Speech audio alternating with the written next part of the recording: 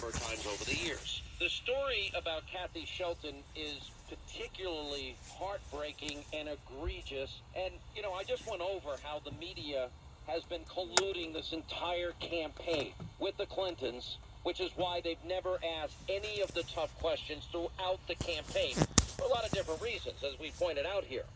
I mean, we got this big document dump, and what do we find out? That we got Univision urging Clinton to hit Trump harder.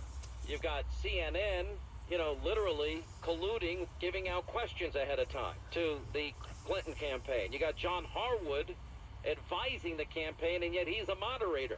You got the New York Times giving the Hillary camp veto power. You got the Boston Globe coordinating to maximize her presence in the paper. You got Donna Brazile, who's now the DNC chief, sharing town hall questions. How can she still have a job there? I've known Donna Brazile over the years. She's a hardcore Democrat. I saw her the other day. We get along fine. We've always gotten along. I know she's a hardcore Democrat. She doesn't apologize for it, but you can't be a journalist. Yeah, on CNN, are you going to give away the questions? Imagine if I gave away Chris Wallace's questions to Donald Trump. By the way, Chris Wallace would never share the questions with me, ever. You know, I don't even talk to him. You know, and not because we never see each other. He's in Washington. It just would never happen. Anyway, and how they leaked Sanders' dirt. And why didn't the media cover all of this? Well, we have the story of Kathy Shelton and Hillary Clinton in the early 80s. Hillary Clinton, as a favor, ends up becoming the attorney that represents a rapist of this 12-year-old girl who we now know as Kathy Shelton. And by the way, if you look at the recording, she has since been asked about it. And what does she do? She brags about the fact that she knew he was guilty. She laughs that she got off this child rapist in the tape. Now, first we're going to hear from Kathy Shelton on tape, and then we're going to hear Hillary Clinton bragging about getting off somebody she knew was guilty and laughing about it. And then we're going to interview Kathy Shelton and her attorney. All right, that's all coming up. Listen to these tapes.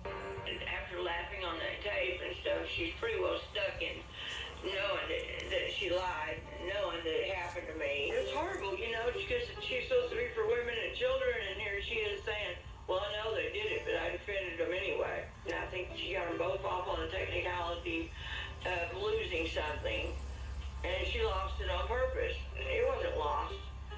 How could all this stuff get lost all of a sudden? I tried to get the hospital records, and they supposedly have been lost in a flood. And as you have told me, you tried to get the police report, and it was lost in a flood. Supposedly that's what happens to this, too.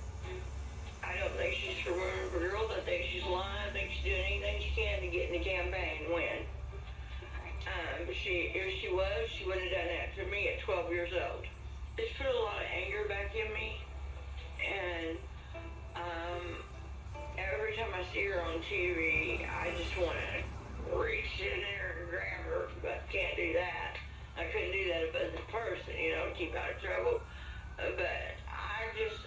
My thing is I want to outspeak to the world out there at the White House where everybody can hear me on TV, and I really want to do this and let them know, you know, what she's done to me, because I think a lot of people would look at her in a different way. I had nightmares, and when I'd ride my bicycle or anything like that, I would stay right there where my mom could see me, or I didn't deserve it. I mean, I was scared. I was totally freaked out, and I went through counseling, and for years I would hardly even be around men.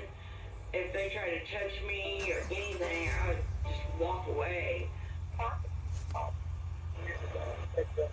He had a guy, the guy wanted to go for him.